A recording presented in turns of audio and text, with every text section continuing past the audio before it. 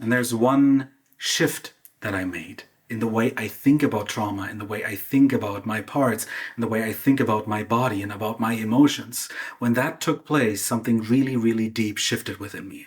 And I want to talk about this, and I want to take you with me on the journey in that, because I experience that even right now. The thing that I'm talking to you is revealing as I'm speaking to you here. And I also believe that it's revealing within you as you're listening to me. So I want to just, be my guest, and let's talk about this, and let's together unravel this secret.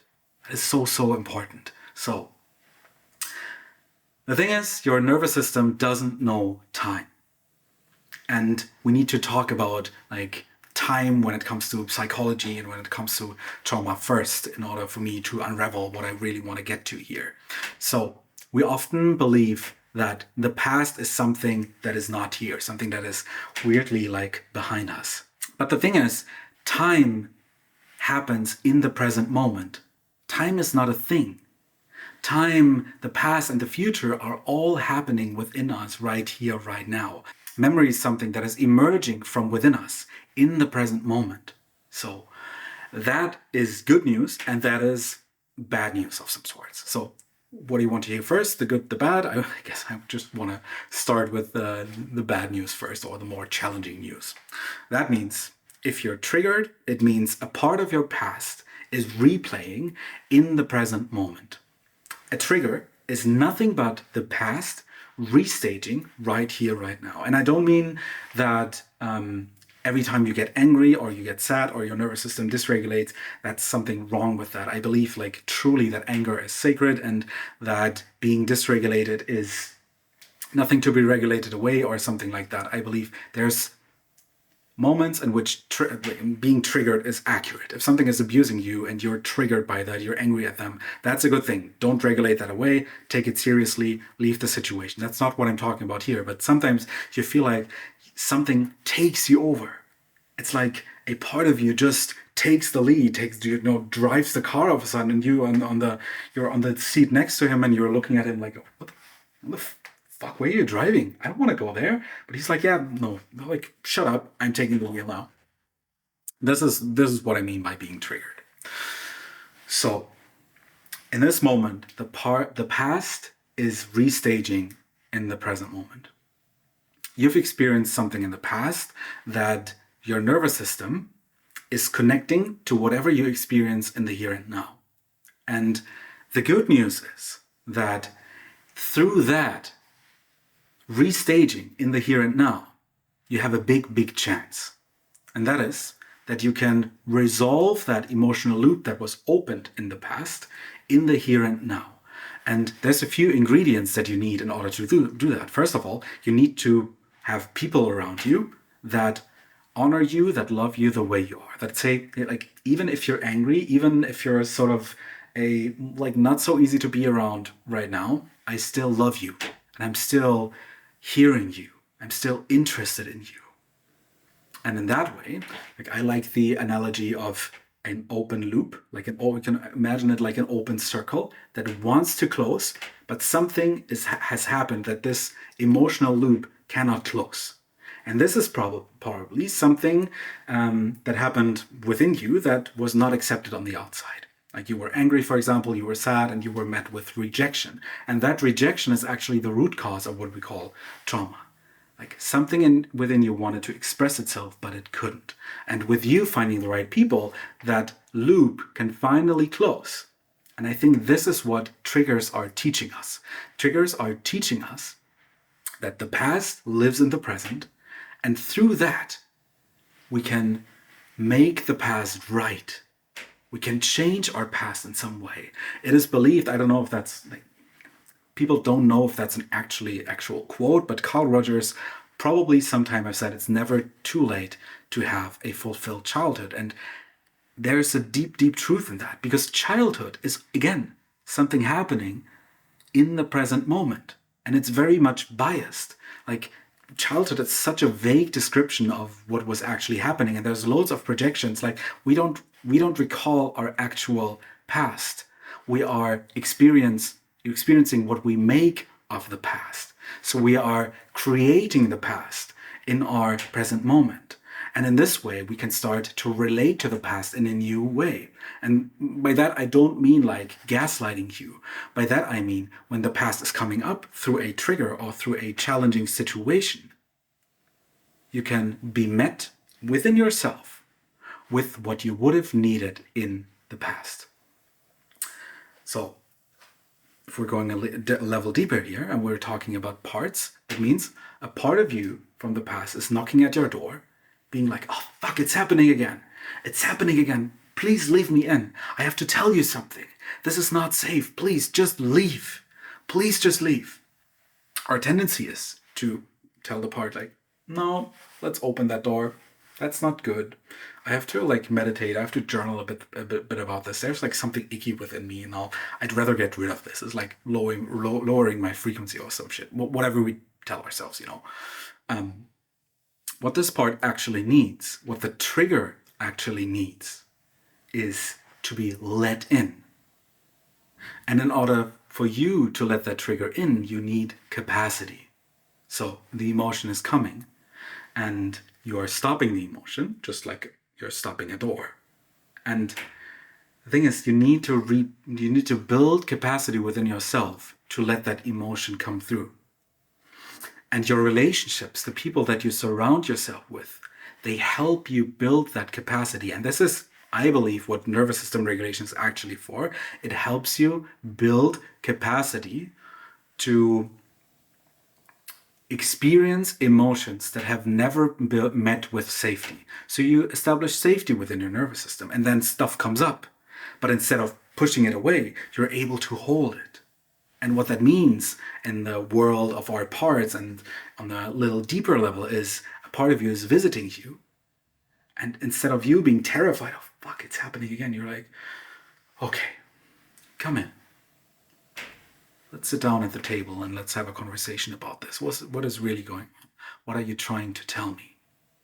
And while I'm talking about this, I can feel how my nervous system is relaxing, because what we experience then is allowance. I'm allowing a part of myself in that probably was never allowed before. And what happens then is I'm starting to build a relationship with that part. Because what trauma does is it's cutting off the relationship. It's keeping the door closed of that vital part of us that wants to enter. So what I'm doing here is the past is knocking on the door. I'm letting it in, and I finally can sit down with the parts that are carrying my past, burdens from the past, sometimes decades old. And I can tell them, hey, it's safe here. The danger is over. It's okay. You can let go now. So in that way, our childhood is happening in the here and now. And this is really, really profound, because then you notice that even projections into the future, what might happen, they are kind of, they're useful, let's put it this way. And they are real to some degree, because you experience them in your field of awareness. So that means they are, like, there's reality to them. But it's a dangerous business to mistake the past and the future for the present moment. And I think this is what stress is. I think this is what trauma is. And I think this is what triggers are. When the past is creating like an overlay, when it's being mapped over our present experience, and we're not reacting to the present moment accurately, we are reacting to our past instead. And when we're with people, when that happens in relationships, that's when projections start. That's when we are not seeing the person for who they truly really are. We're making the person into a piece of our past. And this way, we are restaging the dramas of our childhood over and over again until they get resolved. And these are the invitations, the unspoken, like the very nuanced and very like hard to catch invitations from our nervous system to reshape the past in the present moment. And what then happens is, if we experience that the person in front of me and this room that I'm talking in right now, it's actually safe. It's nothing that I need to run away from, or that is bad, or like that wants to like hurt me in some way, shape, or form. That's when healing happens. So healing your nervous system, healing trauma simply means gaining the ability to feel safe in the room. And it means to relate to the room, to the present moment, in a way that is not coming from the past, but that is in congruence with what is actually happening in the present moment. And while I'm talking to you, I'm doing the same thing. I'm trying to alchemize my past because I have a part of me that really feels I'm not good the way I am, and it's constantly like a bit being like in the background. It's constantly being in the background. And what I'm doing here, I'm communicating that to you because I think in making that, in inviting that in to the relational field that we both have while I'm talking to you, I can sanctify that part. I can be like, hey, even though you're here, I think you're worthy. I can communicate to you. It's safe for you to be here. And it's safe for me to show up in front of the camera, even though I think I'm not good the way I am in whatever shape or form. Do you get what I mean? So I'm taking a bit of my past, like this belief that is within me that is not good enough. I'm bringing it into the relationship. I'm bringing it into the present moment. And then what happens through communicating that to you, or if you communicate that to someone close to you, that part gets dissolved because it finally feels like, hey, I can be here. It's okay for me to be here. Wait a second. I always thought I'm like bad and I'm not serving you in any way. I'm like, it's okay. It's okay to be stressed sometimes. It's okay even to feel like we're not okay. You get what I mean? What I don't mean by that is that you shouldn't like work on feeling better about yourself. Like ultimately this is what this process leads to, but there's no shortcut through that. When you feel like you're not okay the way you are, the solution is not to push that part away, to do some affirmations and then expect you to be okay. No, it's falling in love. It's a big word, but something poetic is coming up. Bear with me. It's falling in love with the part of you that never experienced love before. Because this inner critic that is talking to me right now, and I can literally feel them. I have some tension here, and I can really feel his pressure right here. And I'm like, you probably never heard a warm word of affirmation, right? And I just want to tell you, like, whatever you're trying to do here, you don't need to do that. Like, I'm okay with you. You're okay the way you are. I can allow you in, and I want to sit down with you and listen to your story. Because this part here has probably only been met with rejection. That's probably why this part is there in the first place, right? And what I'm doing instead here is telling him like, hey, I can feel you. That must be really hard to be yourself, right? Yes, I can feel my stomach relaxing as I'm saying this, actually. It's quite beautiful to share this moment with you. So I'm taking a piece of the past, I'm carrying it into the present, and through communicating it, through allowing it, if you don't have anyone to communicate it with, you can at least allow it into your field instead of rejecting it.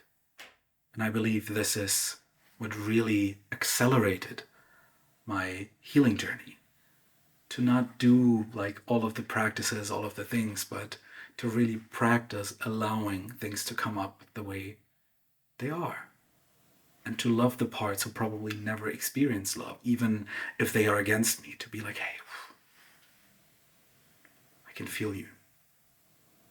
You must be really angry, right? Something really terrible must have happened to you, right? Yeah. I'm here. You can be angry with me. It's okay. It's okay. And there's like this kingly or queenly energy that comes with that.